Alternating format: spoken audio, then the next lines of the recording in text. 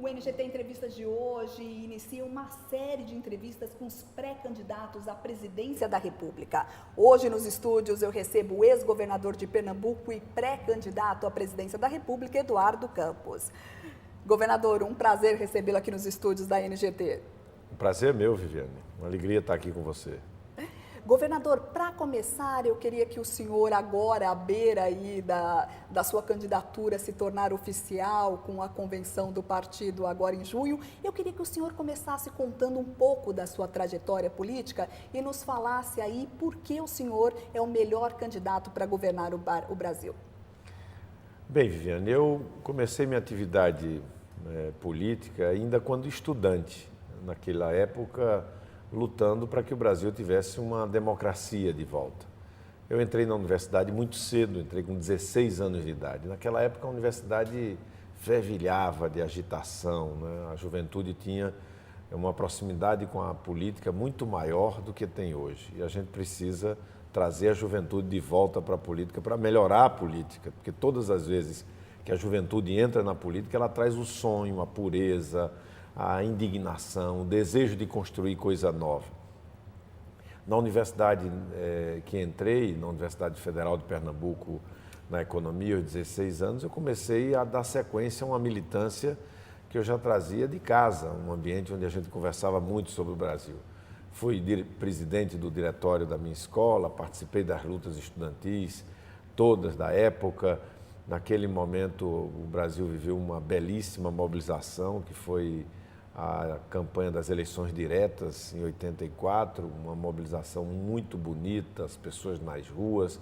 Mais do que querer as diretas, as pessoas queriam a democracia de volta, o Brasil construir cidadania. E a partir dali, eu, na sequência, em 85, já participei de uma campanha para prefeito da cidade do Recife, logo depois na campanha para o governo do estado, a volta do Dr. Arraes ao governo, e aí fui convocado para trabalhar no governo.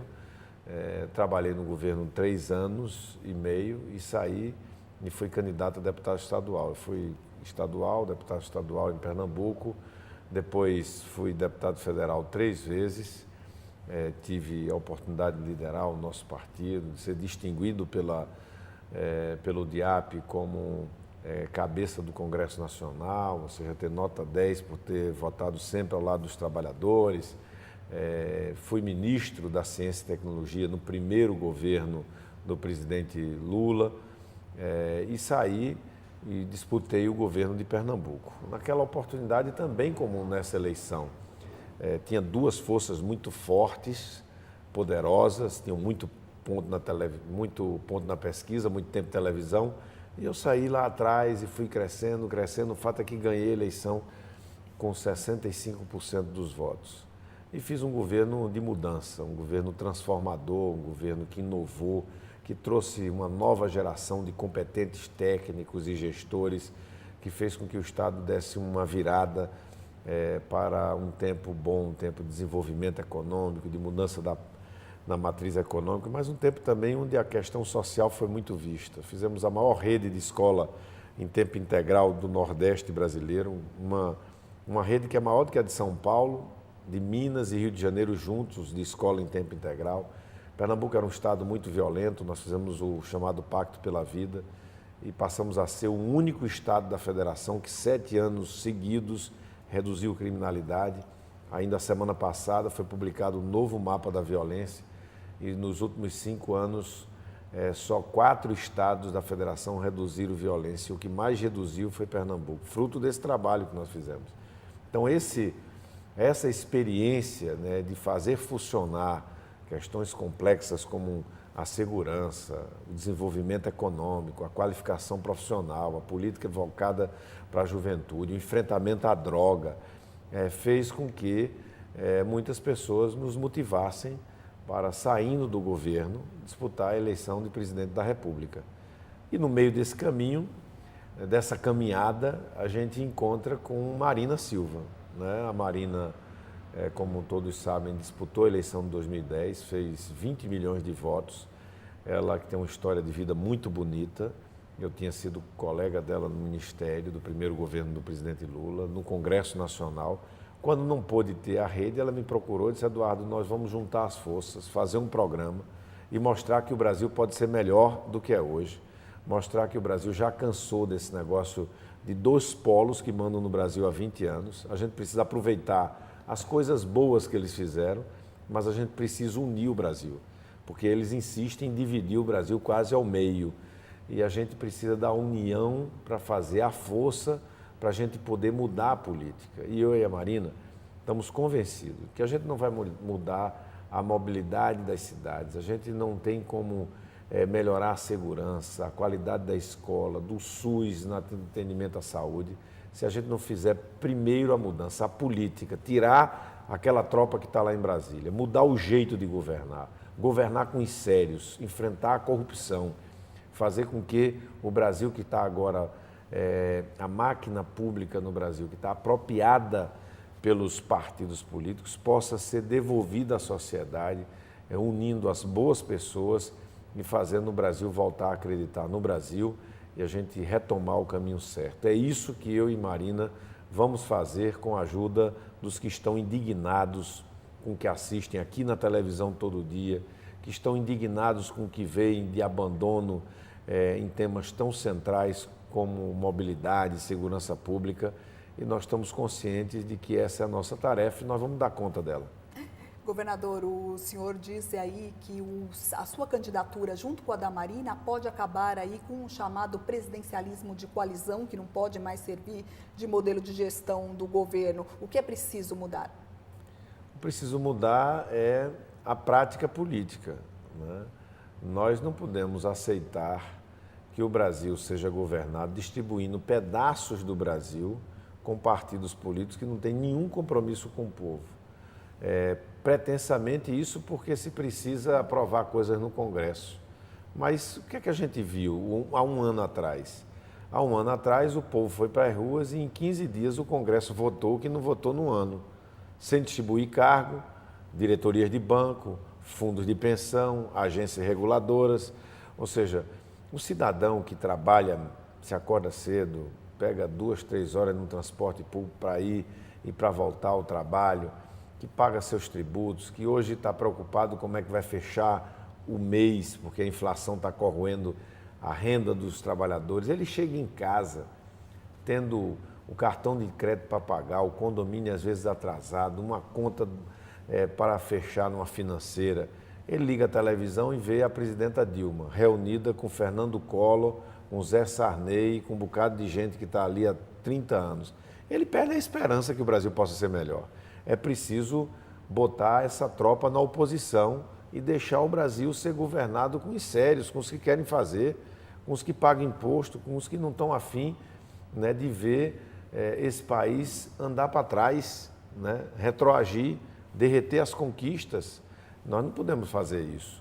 É essa indignação que está fazendo com que a gente fazendo essa grande união em torno de uma agenda com gente séria, competente. O Brasil pode ser melhor, a gente pode ter uma condução na economia brasileira que bote a inflação para descer, que bote o Brasil de volta para crescer, distribuir renda. É uma questão de retomar a confiança na governança brasileira. O Brasil está tendo, nesses últimos 4 anos de Dilma, o menor crescimento de toda a história da República Brasileira. Não é possível. Se a gente insistir nesse caminho, a gente vai ver muita gente sofrendo no Brasil. Governador, o senhor citou aí o programa Pacto pela Vida, que foi premiado pela ONU, né, e que conseguiu reduzir os índices de homicídio no estado de Pernambuco. Para o senhor, hoje, a questão da segurança é uma das principais plataformas aí para o país? Com certeza. Por quê? Porque o governo federal insiste em fugir do tema segurança pública. Joga tudo para cima dos estados. E, no final das contas, quem paga a maior conta é o cidadão que está assombrado hoje, que está com medo de sair de casa para visitar um parente, para ir à missa ou ao culto, para visitar um amigo. As pessoas que ficam dentro de casa esperando a hora do filho ou da filha chegar da escola, da universidade. São senhoras que quando vão para o banco, quando saem, vão buscar a aposentadoria, são assaltadas na luz do dia. E a União, o governo federal, o governo de Brasília, cruza os braços, não quer saber desse assunto. A gente precisa de um governo que diga, esse é um problema da população, então é um problema do governo. O governo existe para quê? Para resolver problema. Esse governo que está aí parece que existe para criar problema. E a gente precisa ter uma atitude. Ora, o governo federal tem uma polícia que é a Polícia Federal, uma polícia muito preparada, mas uma polícia que tem sido desprestigiada no atual governo. Para você ter uma ideia, reduziu em 3.000 o efetivo da Polícia Federal nos últimos 3 anos, quase 1.000 a menos cada ano. Deveria ter 1.000 a mais cada ano. Para quê? Para tomar conta das fronteiras. Por que tomar conta das fronteiras? Porque é através das fronteiras que estão passando a droga. Se você for ver, os assaltos, os furtos, os homicídios, 80% disso aqui tem a ver com droga. Muitos são jovens que caíram, infelizmente, na dependência química e para não serem assassinados porque estão em débito com um traficante, eles pegam um revólver e vão assaltar no sinal de trânsito, na saída de uma universidade, na saída de um centro comercial. Então, essa é a roda da criminalidade que está cada vez maior no Brasil. Só o ano passado foram mais de 50.000 brasileiros assassinados. Muita coisa. Então, nós vamos fazer o Pacto pela Vida Nacional, vamos reduzir os homicídios no Brasil, como eu já reduzi num estado pobre do Nordeste brasileiro, que era campeão de violência e virou campeão de redução, premiado pela ONU. Então, não estou falando de um negócio que eu ouvi dizer ou que eu nunca fiz, não. Estou falando de uma coisa que eu já fiz, provei que sei fazer. É liderar o processo, fazer um enfrentamento à droga. Há quanto tempo vocês aqui na televisão não noticiam uma grande apreensão de drogas sendo feita pela Polícia Federal? E todos os dias vocês noticiam um problema de assalto, um problema de morte na periferia aqui de São Paulo, do Rio de Janeiro ou de qualquer cidade brasileira, onde é vítima um jovem, muitas vezes dependente químico, onde é autor, muitas vezes outro jovem, também dependente químico, envolvido com o tráfico. Portanto, um enfrentamento ao tráfico, a política de redução de homicídios, uma cultura de paz, escola integral nos lugares mais violentos, um conjunto de ações articuladas do poder público para a gente devolver a paz ao Brasil. O Brasil está precisando de paz e progresso. E nós só vamos fazer paz e progresso se a gente mudar o jeito de governar e essa tropa que está lá em Brasília. Essa paz que você está sentindo que é preciso retornar nas cidades, cada vez com mais problemas, é mobilidade, é protesto, é assalto, é problema de roubo, é tudo isso. A gente precisa melhorar a qualidade de vida. E para melhorar a qualidade de vida é preciso o esforço de todo mundo. O esforço de todo mundo passa por uma agenda que vai melhorar o Brasil, que vai entusiasmar o Brasil, que vai voltar a dar ao brasileiro aquela sensação, agora o Brasil vai. Governador, falando agora sobre mobilidade urbana, aí no ano passado, em junho do ano passado, os brasileiros saíram às ruas, primeiro aqui na capital paulista, pedindo aí pelo transporte público. As manifestações atingiram aí todas as capitais do país, né? E foram outras reivindicações, como o fim da corrupção, segurança, educação, mas o transporte público foi realmente o primeiro mote das manifestações. E aqui na cidade de São Paulo, a gente vem vivendo aí o caos no transporte público. Há 5 dias ficamos sem metrôs por 5 dias, ônibus por 2 dias. Vê assim que essa situação não é só na capital paulista, são em outras capitais pelo país, né? O que está errado com o transporte público no país? É um modelo de gestão, na sua opinião? Está errado é que houve pouco investimento no transporte público. Mesmo quando não há greve de metroviários e de rodoviários, o transporte já é um grande desafio, já tem uma qualidade muito baixa. Se avalie quando se insiste em fazer esse tipo de paralisação. Você não tem uma notícia dessa nos Estados Unidos, você não tem na Inglaterra, você não tem no metrô do Japão, no metrô da França. É preciso encontrar mecanismos de fazer reivindicação sem prejudicar as pessoas. Eu acho que é uma questão até civilizatória. Como fazer a reivindicação de uma categoria sem prejudicar milhões de brasileiros que não têm absolutamente nada a ver com isso, que são tão trabalhadores ou mais trabalhadores do que os que estão protestando. Alguns que precisam até ganhar o pão daquele dia. que precisam, com o seu trabalho, naquele dia, levar a renda para casa que vai levar a comida para o prato dos seus filhos.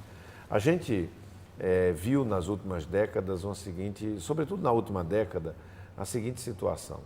O Brasil apostou no transporte individual. O sonho do brasileiro, segundo as pesquisas, é primeiro a casa própria, depois um carro, né? Que é um pouco do sonho de consumo americano.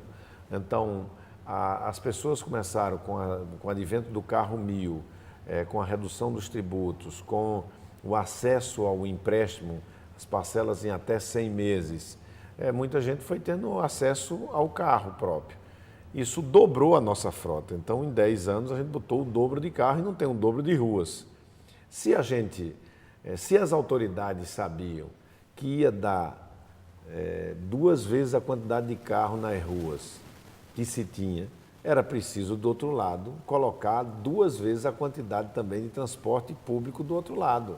Essa era a tarefa que não foi feita. Então, você tem uma cidade como a cidade de São Paulo com 80 quilômetros de metrô. Se você for ver outras cidades do tamanho de São Paulo, tem 500 quilômetros de metrô. Sem dúvida. Aí você vê o baixo número de VLT, de corredores exclusivos de ônibus, de integração. Então, houve, na verdade, 2 décadas que o Brasil foi entregue à inflação, né? Chamadas décadas perdidas, que houve baixo investimento. Depois, na era do real, o Estado investiu muito pouco, não houve obras públicas. E quando veio a possibilidade do Estado investir, ele não focou o transporte público. E aí é como diz a história, como diz o conselheiro Acácio, as consequências elas não vêm antes, elas vêm depois. E as consequências chegaram em junho. As pessoas, você imagine o que é uma mãe. Eu vi uma pessoa ali em junho, conversando com os estudantes em Recife, e uma jovem estudante dizia, olha, eu estou passando mais tempo para ir e vir do trabalho para a universidade, da universidade de casa para o trabalho, do trabalho para a universidade, da universidade para casa, do que estou conseguindo ficar com minha filha. Então, eu passo mais tempo dentro de um transporte do que com minha filha em casa. Quantas pessoas que estão nos assistindo levam 5, 6 horas dentro de um transporte por dia? Multiplique isso pelos dias úteis, divida por 24 horas e você vai descobrir uma coisa, tem muito brasileiro que passa, e brasileira, que passam 2 meses dentro do transporte público por ano. Então, dos 12 meses do ano, 2 meses ele passa dentro de um transporte. Isso não é projeto de vida para ninguém. As pessoas terminam adoecendo, produzindo menos, se sentindo infelizes. E aí tem muita gente que chega assim e diz, olha, é claro, a vida melhorou, eu comprei uma televisão, eu comprei uma máquina de lavar, né, eu comprei um ar-condicionado para o meu quarto, comprei uma motocicleta, comprei um bocado de coisa, estou cheio de conta para pagar, mas estou mais infeliz, né? Tenho tido menos tempo para mim, menos tempo para minha família, para ver um filme, para ir a um parque, para curtir um neto, para curtir um filho. Essa é a realidade que levou milhões de brasileiros a dizer, eu quero um novo Brasil, um novo jeito. E é isso que a gente quer expressar nessa campanha. Governador, e o legado da Copa, né? Porque com a realização do Mundial aqui no Brasil, foi prometido aí um legado principalmente em mobilidade urbana e que não veio, né? Ficamos até sem o trem-bala que ia ligar aí Campinas, São Paulo, Guarulhos, Rio de Janeiro, né? E muitas das obras realmente não foram realizadas. O senhor não acredita que no final do Mundial o brasileiro não vai se questionar o custo dessa Copa do Mundo para o Brasil?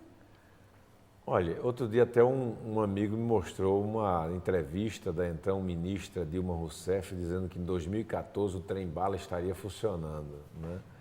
Nesse caso, eu quero te dizer o seguinte, qual é o legado que a Copa deixa, né? Eu acho que o grande legado que a Copa vai deixar no Brasil é que ela deixou a firme confiança na cabeça e no coração de todo brasileiro de que é possível o Brasil ter uma educação padrão FIFA, que é possível o Brasil ter uma segurança padrão FIFA, que é possível a gente ter uma saúde padrão FIFA. O legado é essa indignação das pessoas verem que a pauta da FIFA, que era construir os estádios, ela foi cumprida, né? Tem lá estádios belíssimos, padrão, você pode ir em qualquer lugar da Europa, ter um estádio como aquele, nos Estados Unidos, o estádio daquele jeito. E as pessoas dizem assim, ó, e quando é que vai chegar a minha vez de se ter um consenso e um trabalho de todo mundo para ter para o meu filho uma creche com o padrão desse estádio, para ter uma unidade hospitalar para atender a minha mãe que está precisando de uma cirurgia exatamente com todo aquele requinte, com toda aquela qualidade. Quando é que eu vou poder descer do meu prédio e andar pela rua um dia de sábado ou domingo, tranquilamente, sem medo, como querem que as seleções aqui tenham de segurança ou do entorno dos estádios, câmaras modernas, sistemas de comunicação moderno, helicópteros vigiando o roteiro das seleções. Ou seja, o grande legado é que o cidadão brasileiro agora quer ser tratado como as seleções que nos visitam, né? No seu dia a dia, não precisa ser na Copa do Mundo, é toda de segunda a segunda. Eu acho que isso vai gerar, como tem gerado, uma energia que precisa ser bem usada.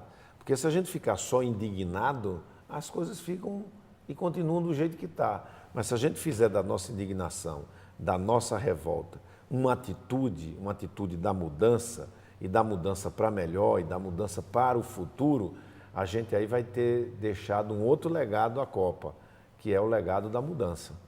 Governador, e na sua opinião, qual é aí o padrão FIFA para a saúde do país?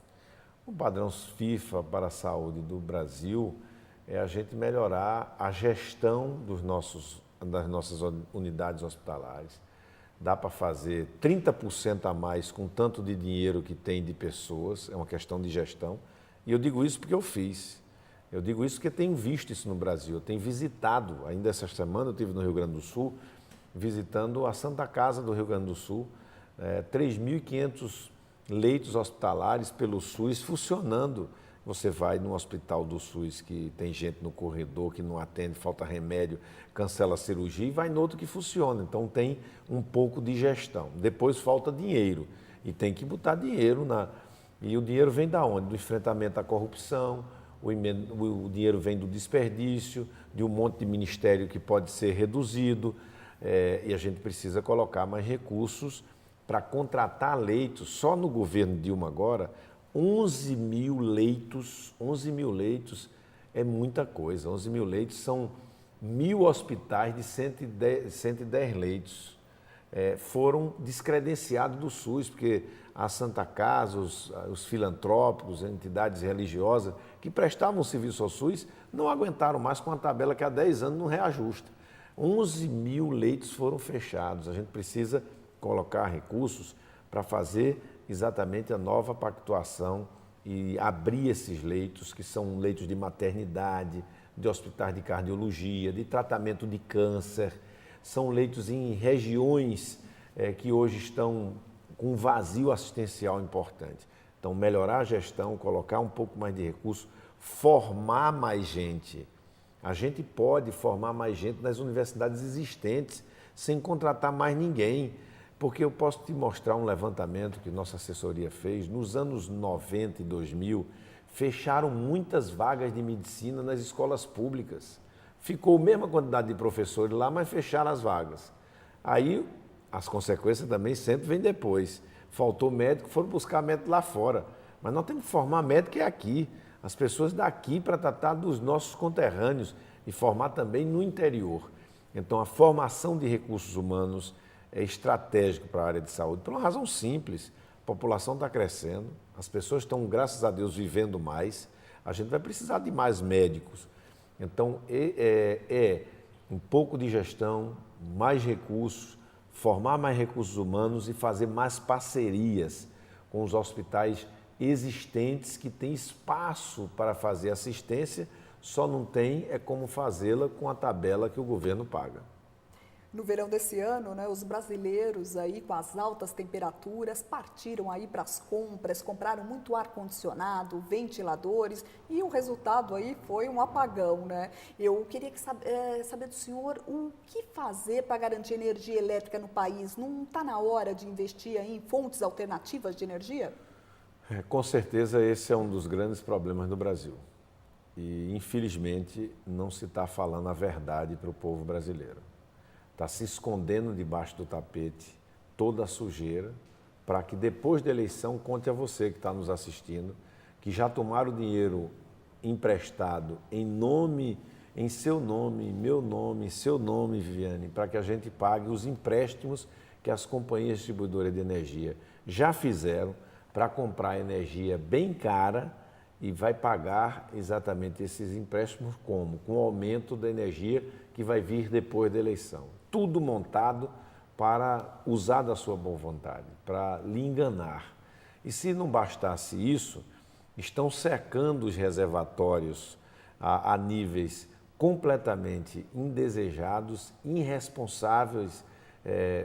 Essa atitude é uma atitude irresponsável, porque deveria estar se pedindo às pessoas para economizar um pouco de energia, para que a gente não chegasse a um nível abaixo do crítico dos reservatórios, porque houve erro na condução. E olha, não foi um erro num setor desconhecido para a presidenta, é um setor que ela comanda desde o primeiro governo Lula, portanto há quase 12 anos. Então esse setor está vivendo a maior crise da sua história. É uma crise em perspectiva maior do que aquele apagão que houve no governo do PSDB, do Fernando Henrique Cardoso.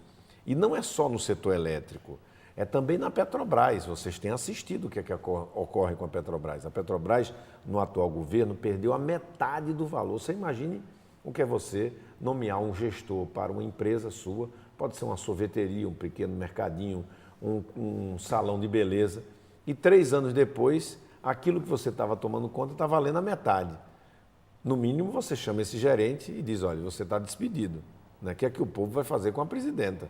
A maior empresa brasileira, que é a Petrobras, perdeu a metade do valor, multiplicou a dívida por 4, está metida nesses escândalos todos, e a política que está sendo adotada termina por sacrificar um outro setor que não tem nada a ver com aquele outro, que é o setor do álcool, que aqui em São Paulo emprega milhares e milhares de pessoas. 40 usinas já fecharam, 17 pediram recuperação judicial, e nós estamos vendo esse setor de energia como um todo passar por um desprestígio às fontes inovadoras, como a energia eólica. Eu fui à Bahia e vi um parque de energia eólica pronto, funcionando, o vento lá, batendo nas pás eólicas, elas girando, mas aquela energia não está se vindo. Por quê? Porque está faltando uma ligação da rede para pegar do parque e se vir ao país. Está cheio disso no Brasil. Como é que é o nome disso? O nome disso é incompetência. O melhor nome que você pode dizer é incompetência. Energia solar. A China está investindo nisso. A Europa, onde não tem tanto sol assim o ano inteiro, está investindo nisso. O Brasil não tem um leilão. Eu, como governador de Pernambuco, ano passado, fiz o primeiro leilão no Brasil de energia solar para o Estado comprar energia. Ou seja, tem muita coisa para fazer. Agora, por que é que não faz? Porque entregaram ao Brasil aquele conjunto antigo, já passado, já acostumado, que só tem um projeto de ficar no poder, não tem um projeto para o Brasil, não tem um projeto para as pessoas melhorar de vida. Então é a hora de botar um sangue novo, é a hora de uma renovação, é a hora de botar quem está com disposição de fazer o certo de maneira muito integrada com a vontade da população e fazer o certo na direção dos que mais precisam. Governador, o seu avô, Miguel Arraes, ex-governador de Pernambuco, sofreu aí com um golpe militar. Foi caçado, preso, exilado. 50 anos depois do golpe, a gente vê aí comissões da verdade, Comissão Nacional e comissões espalhadas aí por várias partes do Brasil, tentar desvendar aí o mistério do desaparecimento dos ativistas políticos que foram presos durante a ditadura militar. Na sua opinião, você não acredita que muito pouco foi feito aí para dar dignidade para essas famílias que perderam os entes queridos aí para os anos de chumbo? Eu acho que o Brasil precisa contar a história como ela foi. E nós precisamos, ao estarmos vivendo o mais longo período democrático da história republicana brasileira, e não é tanto tempo assim, né? A Constituição é de 1988, que seria o marco da redemocratização, é a Constituição do nosso país. Portanto, há menos de 26 anos. Nós precisamos contar a história como ela foi daquele tempo, para que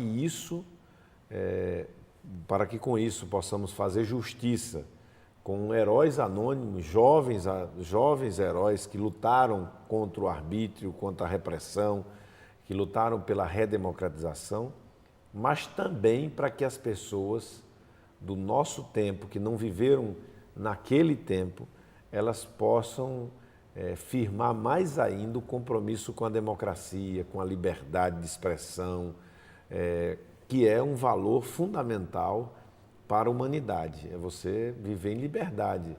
Eu não preciso concordar com tudo que você pensa, nem você com tudo que eu penso, mas a gente tem que se respeitar, né? Que é exatamente o que preconiza o regime democrático. Então, a Comissão da Verdade é a possibilidade de a gente poder revelar ao país, e há muitas famílias que até hoje não tiveram o direito de enterrar os seus mortos, nem saber em que circunstâncias eles morreram, para contar a filhos que foram deixados criança, para contar a mães que até hoje sentem a saudade de filhos que muito jovens se entregaram a essa luta da democracia no Brasil.